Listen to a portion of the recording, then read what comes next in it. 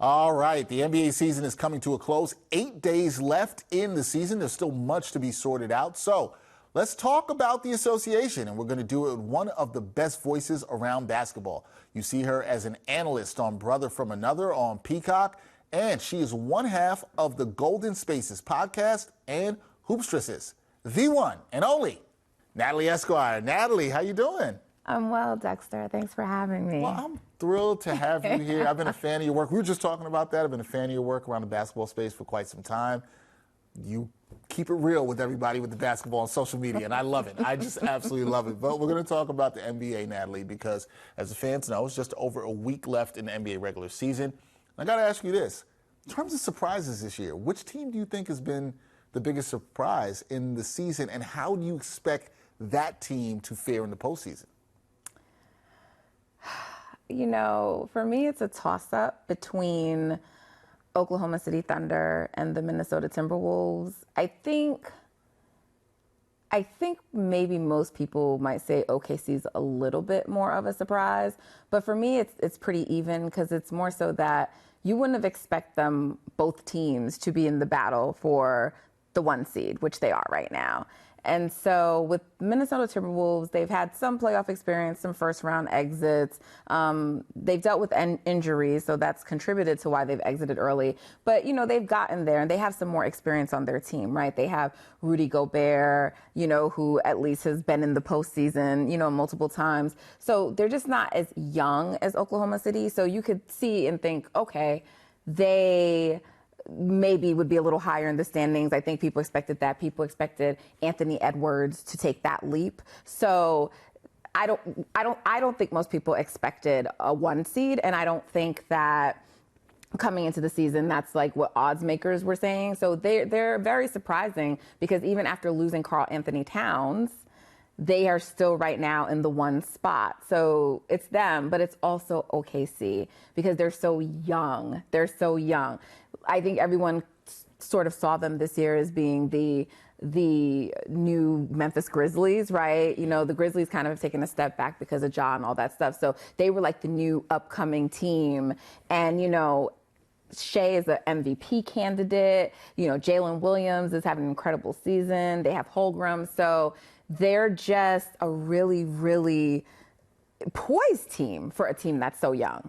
Yeah, I think that's been the shocking thing for me with OKC. I love the word you used there, poised. I've been shocked at how poised they are being so young. Now, with both of those teams, 'cause I do agree with you, both of them are surprises, probably OKC more than Minnesota, as you said. Let's say OKC, how do you see them faring in the playoffs? Do you think either of those teams can have a deep playoff run? Or, I'm seeing your face, is there pause for cause because of their youth and their lack of experience in the postseason? How do you think both those teams can do in the postseason? Listen, there's always a factor of you have to show it to me, right? In general, I thought initially both teams, their ceiling is a second round, but now I'm not so certain. With the Wolves, they're not going to have Karl Anthony Towns back to start off, so the matchup for them is going to be really important. And the thing about 3 teams right now, because they're in the race for the 1 seed with Denver, it's about who are you matching up with the 8th spot. Now, I'm sure OKC and the Wolves are going to say they don't care who it is, but when you are going up perhaps against LeBron James, when you are going up perhaps against Stephen Curry, right, even if you've beaten those teams this year, which they have, most people think it's the postseason, that's a new season, and teams like both the Lakers and the Warriors have been playing better. They seem like different teams than they were to open the season. So when you have Stephen Curry on the other end, and look, SGA, he took Steph to task earlier in the season, but he's still Stephen Curry. LeBron James is still LeBron James. They have Anthony Davis on that team. So when you're in those moments, and it's like, you know, 6-game, 7-game series, it gets tight, is everybody going to be ready for the moment? And we just don't know. And Minnesota Timberwolves, their history suggests no, but they really demonstrated a lot of growth. Even their coach, they've demonstrated a lot of growth. And same thing for OKC. Like, they're so poised. They've been in so many crunch time games, and they've won a lot of them. And so it makes you start to think. Makes you start to think. The other thing you think about is, okay, that is all well and true, but when they get to the playoffs and they see some of those guys, the legends you've talked about, Steph, LeBron, Anthony Davis, across from them in a crunch time moment, things might get a little different. But we'll see. Those are two young teams, I think, that have been surprising for a lot of NBA fans out there. Nat, I want to ask you about the MVP race because it's heating up. Who are your top candidates, and who do you think ultimately will take home the award this year? Well, I think that Shea should get it, but I don't think he is. I think at least right now, Nikola Jokic is the front runner, and I think the only thing that could push Shea to the number one spot would be if OKC finishes one and he has like several strong games to finish the season, but he's been out. He's missed their last 2 games, I believe. And I don't know if he can play or not play. This might be just OKC getting ready for the postseason, and they just want to make sure he's good. And they're like, look, we don't care if we're 2 or 3. Maybe that could be what it is. But right now, they do still have a chance to grab that 1 seed. After the All-Star break, Shea made it clear they were chasing it. So these injuries come sort of at an unfortunate time. But if he can make like a big splash and maybe Denver drops a couple of games, which would be hard, but if they do, it could maybe tilt things in his favor. Yeah, I can totally see that. And it would be very interesting if OKC does win the West. Does that push SGA up? I do agree with you. I think it's Jokic's race to lose right now, just how good he's been statistically, but we'll see how that goes. Now, I got to talk to you about the Dubs, because when I watch you on social media, on X, Twitter, whatever we're calling it these days, if you come with nonsense about the Golden State Warriors, Natalie is going to clap at you, and I'm here for it. And you do a podcast on the team. Look, all right, so can we talk real about the Warriors? Can we talk? Yeah, okay. For sure. They've been inconsistent this season. Yeah. Right? They've been inconsistent. Do you think they can turn around? They've been playing better. As the time of recording this, they've won 6 out of the last 7. Mm-hmm. Do you think they can turn it around in time for a deep playoff run, or are you not a believer in the Dubs this season? I think it would be very difficult for them to win it all. Can they make a deep run? Potentially. But again, it's about the matchups. And they have to first get to the postseason, right? True. Right. The Warriors are in a play-in position. And, I think right now things are lining up for them in a way that they probably can secure the 8th spot. I don't think, people are going to say no one wants to see Denver. I don't think Stephen Curry, Draymond Green, Klay Thompson care who they see, because that's just them. They've won so much. So at the end of the day, whether or not it's the reigning champs, they're just going to be like, okay, well, we have 4 rings. Like, we don't care, right? So I don't think they are going to care about that, but you still have other younger players on the team. And so I don't think you want to see a Denver in the first round. The other reason why I think you don't want to see a Denver in the first round is because I think their ability to make a deep run depends on having more time to build chemistry. With Draymond Green missing so much of the season due to his suspension, with the Warriors dealing with a lot of lineup changes, and Steve Kerr finally now sort of settling in on what his lineup is, but it took like a third of the season to get there, right? So they're just finally like, okay, we need to start Trace Jackson Davis. They still have to figure out now what to do with Jonathan Kuminga because Wiggins is playing so good, right? So they're gonna need a little time to build some cohesiveness. So if they could maybe get a Minnesota Timberwolves or an OKC, I'm not guaranteeing that they'll win it, because I actually think all of the series in the West this year are going to be like a minimum of 6-game series. I don't think you're seeing any short series, but I think you have a better chance with, the Timberwolves not having Karl Anthony Towns,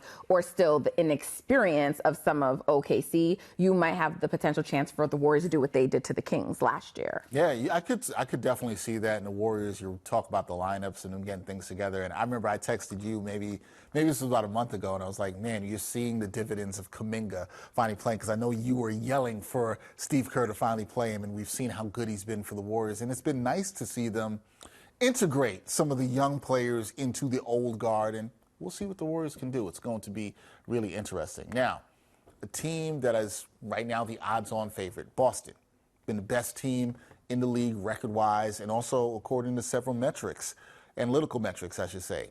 Do you believe in the Celtics? Do you believe they have what it takes to win it all this season? Yes, but I'd still say that cautiously. Yeah, there was right? a lot of hesitation there. There was a lot of hesitation. I really like the Celtics. And for the most part, they're a well-oiled machine, but they still make you raise eyebrows sometimes in late game situations. Jason Tatum's shot selection still makes you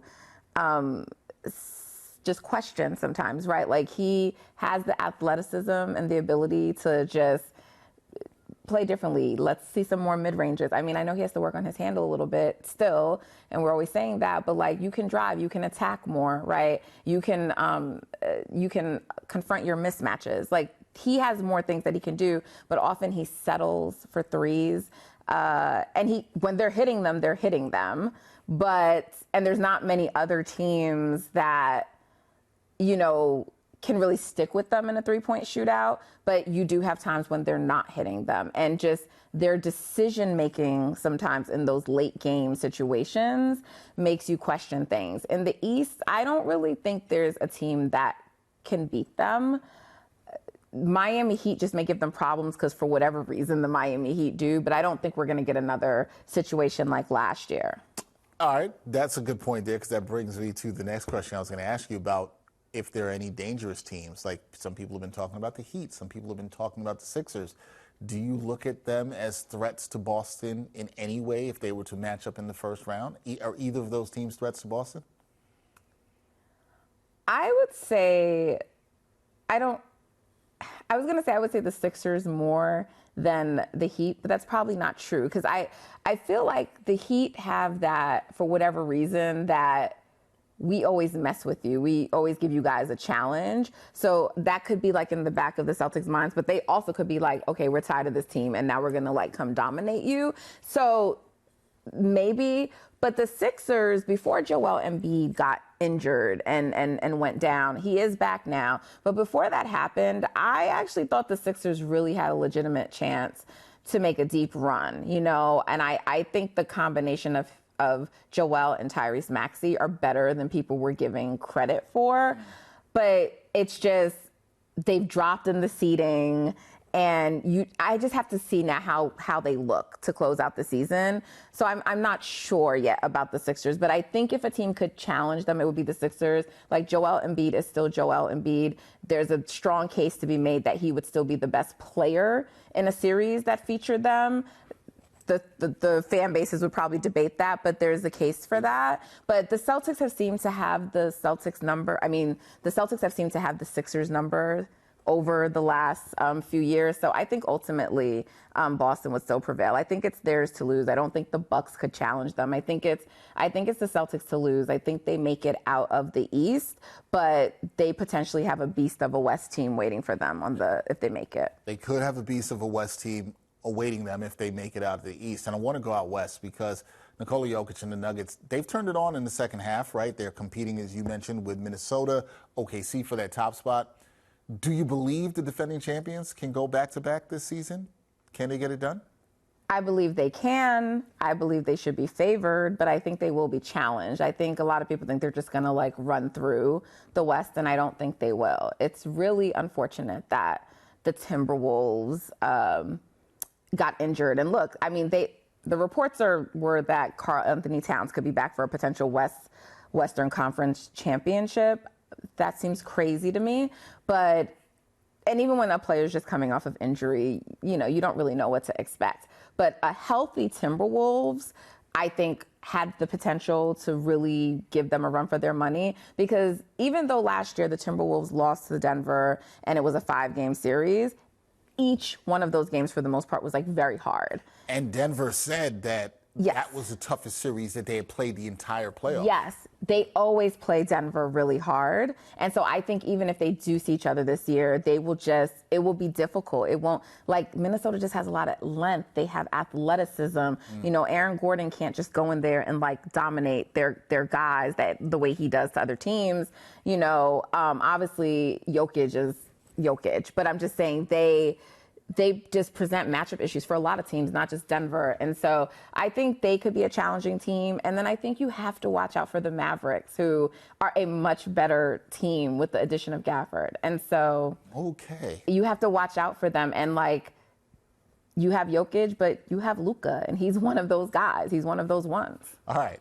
So that you got me there. Now you have me very intrigued about where you're going to go here, because you said that you thought the West is going to be a gauntlet in the playoffs. You don't see any of these series being less than 6 games. And as huge NBA fans, we both are, we hope for that. We hope to see that. Out West, you're going to hear a lot of talk about the top 3, OKC, Denver, and Minnesota. You're not sleeping on them. But do you think there's a team out West that people might be sleeping on when it comes to a squad who can be the biggest threat to the Nuggets this postseason? You mentioned the Mavericks just now. Are the Mavericks that team in your eyes? I think they're one of the teams. Okay. Because for me, I'm a little old school in my beliefs. And what I mean by that is, like, at the end of the day, it's about who has the best player if both teams are, like, 2 good teams. And when you think of Denver, like, you have playoff Jamal. Like, there's the legend of playoff Jimmy, but there is also playoff Jamal. He is a playoff riser. And so he just plays at another level. And the 2-man game between him and Jokic really kills teams. But the Mavs have Kyrie Irving. And Kyrie Irving as a number 2 option is a great number 2 option. The Warriors know that personally. and you know, it, like, they're just a legitimate threat. And, like, they have, like, they're getting support from everywhere. PJ Washington's playing great. Like I mentioned Gafford already. Like, their team is very well rounded. And so I just think that they could challenge a team like Jokic, because you have a player on the other side who's also an MVP candidate, who, I mean, I didn't say this earlier, but if somehow they could find their way into a top 4 spot, that could also potentially have Luka push things and people say, you know, he's the MVP, or the voters, you know, go in his favor. So, but you have Luka who can play, and you have the Mavs who are playing very good right now. So they would be, like, my number 1 team to be a threat. But if the Clippers get back Kawhi, and I know with the Clippers it's always if, but they were playing amazing basketball during a stretch that was, like, one of the healthiest of his career, and Paul George. And if they do, I just think you cannot sleep on the Clippers. People will discount them. I don't think you should. And then I don't think that the Lakers have anything for Denver. I don't think anything's changed from last year. And I know people are going to say I'm a homer. I know the Nuggets won every game against the Warriors this season, and I still think the Warriors can challenge them. Okay, if they can get there. Okay, you got the Warriors right. You're right. They got to make the playoffs first. And they have a lot. They need a lot of things to go their way. So I'm not, but I do think the matchup presents issues for them, and I think because the Warriors are playing much better now, like, they're just not the team that they were earlier in the season. They've had one of the best defenses. They've been top in offensive rating, defensive rating. I mean, they've just been better. It's undeniable. And so if anyone's going into that matchup thinking it's the Warriors from earlier in the season, they would be mistaken. They'd be mistaken. You're right. They have played better ball, and sometimes with a veteran team like that, they get confident. They make the playoffs. They get in. And I think you're right about that, too. The Warriors, they ain't scared of nobody, right? They're not looking at the defending champs. They're being scared. They're like, we've done this before. We can do this. This is what makes it interesting. I found the Clippers interesting because, you know, people say, Clips gonna clip. But the way they were playing when they were healthy with Kawhi, you're right, they're very scary. Okay, last thing for you, because I'm really loving this NBA discussion. Regular season's winding down. I got to put you on the spot here. What's one bold prediction that you have for the playoffs? Something that you think people might not say that you're going to say with your chest. What's your one bold prediction that you have for the NBA playoffs? Well, I don't know how bold it is, but you are not going to get that Warriors-Lakers play-in matchup that everyone seems to think is inevitable, with the Lakers at the 9 and the Warriors at the 10 spot. It's not happening. So do you think somebody is dropping down? Yes. From the Suns or the Kings? And I think the Kings are definitely dropping down. They've already dropped a few. They've lost Kevin Huerter. They lost Malik Monk. I mean, that's just a big load for Sabonis and Fox to try to carry. And De'Aaron Fox is also having a sort of down year from last year anyway. So I do think that they will drop to the 9. The Lakers have a relatively easy schedule to close out the season. They are actually playing Minnesota today, so they could potentially lose. And then the Lakers see the Warriors next week. And right now, because the Warriors lost last night to the Mavs, as of the time we're recording this, the Warriors are 1 game behind the Lakers. But if they somehow go into I want to still call it Staples. It's but still Staples. if they somehow go into LA and win that, they would own the tiebreaker over LA. But I do think LA just has like a more favorable schedule to close. So I think they're actually going to move up into the 7-8 positioning. I definitely think the Kings are dropping into to the 9 at a minimum. And then you have to also pay attention to the Pelicans, because right now with Brandon Ingram, they've also dropped a few of their last couple of games. So I think you have the potential for the Pelicans and the Kings to drop. So I just don't think the Warriors and Lakers will be in the same bracket, if you will. Yeah, fans wanted that. They want to see LeBron versus Steph. Some of those games have been really good. They're always good. They're always good. And look, this is why you have to love the play-in. And I love the play-in at the end of the season. Gives teams a lot to play for. You don't know who's getting in. So it'll all be all interesting.